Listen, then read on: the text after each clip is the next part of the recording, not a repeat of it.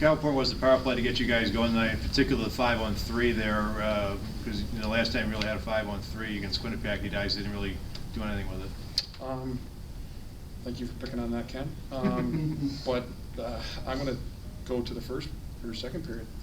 The unit that was kind of thrown together because Josh Juris was out, did a great job, and I thought they came out with a little sense of urgency.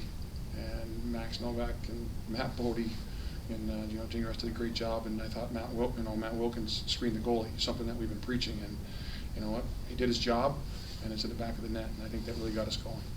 Talk about Matt Bodie's play tonight. He's the captain. He gets the primary assist on the first 3 goals, and his impact on the game.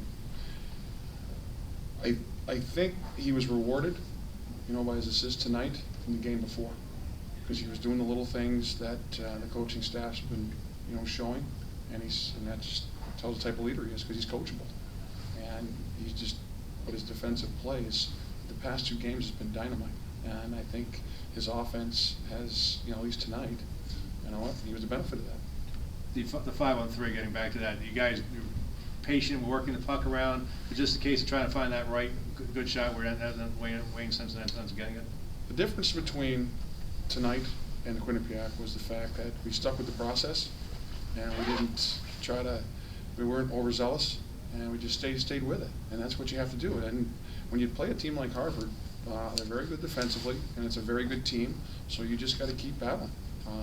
When it's 0-0, or you're on a 5-on-3, and it doesn't come the first 3 seconds, you got to stay with it. And you know what? They didn't pass through sticks, and they just kept it simple. How about the defensive effort tonight? Grosnick got a good look at all the shots and everything. And it's never easy, but it looked like the defense really kind of set him up tonight to have a really good night. No, I thought they did a good job boxing out, good bumps around the net, and Troy was able to see those shots. But it was far from easy. I can say that. He had 23 shots, so did a phenomenal job. And you know what, the face-off goal. Obviously, we've got to look back at that and correct that. Matt Wilkins, his first home goal. How important was that to restore that 2-goal lead and maybe take some life out of Harvard? I think it kind of deflates a team when a couple minutes left and you get that third one and puts you up by 2. And you know what, they kept coming, which is a compliment to Teddy and his players. But at the same token, it does deflate a team when you get that second one so late. Sticking with the process seems to be a theme. Matt used the exact same words. Can you just kind of generally assess how the team has been doing that lately, maybe in the last couple of weeks or the last week? I think as a staff, we've kept the same message, but in different ways.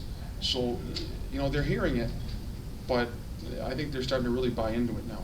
So we're not trying to reinvent anything, come up with any new sayings, and locker room speech has been the same. The past few weeks, ever since they came back basically from the Christmas break. So it's just in a different message, but it really is the same meaning, and I think they're buying into it. Rick, the third straight game, another bench minor of 280 men. What do you think happened on that one? I know exactly what happened. One of our guy had a foot over. He was halfway. He was coming back hard, our player, and our guy jumped forward. And you know what? It's going to be a little tough skate there on whole Thursday, for the coaching staff as well, because again, that's a team penalty, and the coaching staff is going to be held accountable just as much as the players are. Josh Juris, is that upper body concussion, or is he going to be ready to play Saturday or not? We don't know yet. I'm not sure. I have no idea right now. I don't think it looks great right now, but we'll see. It's upper middle body, could be lower body for all I know, but it's somewhere in the body. That's all I know at this time. Get some initial thoughts on the RPI game, and especially the mindset of the team now with 2 wins in a row, as opposed to a bad night tonight would have been 2 losses in the 3-game homestand. What's the mindset of the team, you think, going into the week and the excitement of playing down in Albany on Saturday? Well, judged by the locker room music, it was pretty darn good after the game. So, and that's always an indicator. But yesterday's practice, they had a lot of life, and they were ready to practice. And you can always tell the next practice after by the locker room. And have our staff go around, try to touch different guys, and the mood in that locker room is good right now. It's You know, I think winning does help, but they were kind of upbeat even when they were in the losing, you know, and when they lost a couple as well, or tied. So to say that it's been down at all since the second half, it hasn't. Why do you think that is, you know, easy to get down, and why do you think they've been able to avoid that? I think tradition. I think tradition really helps. Those leaders that are in there now have learned from the guys before them when things got tough. Because we've had our captain last year, guess what, he didn't play for 2 years.